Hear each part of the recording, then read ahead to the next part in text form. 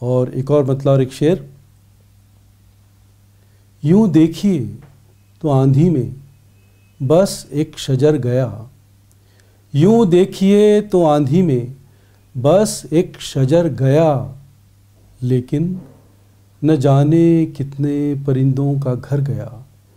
यूं देखिए तो आंधी में बस एक शजर गया, लेकिन न जाने कितने परिंदों का घर गया। और एक अलग सा शेर, जैसे गलत पते पे चला आए कोई शख्स, जैसे गलत पते पे चला आए कोई शख्स, सुख ऐसे मेरे दर पे रुका और गुज़र गया।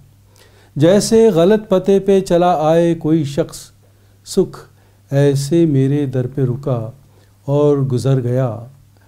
और ये शेर ख़ास ह्यूमन साइकोलॉजी, हम सबका सच है। मैं ही सबब था अब के भी अपनी शिकस्त का, मैं ही सबब था अब के भी अपनी शिकस्त का, इल्ज़ाम अब की बार भी किस्मत के सर गया। मैं ही सबब था अब के भी अपनी शिकस्त का, इल्ज़ाम अब की बार भी किस्मत के सर गया। यूं देखिए तो आंधी में बस एक शजर गया, लेकिन न जाने कितने परिंदों का घर गया।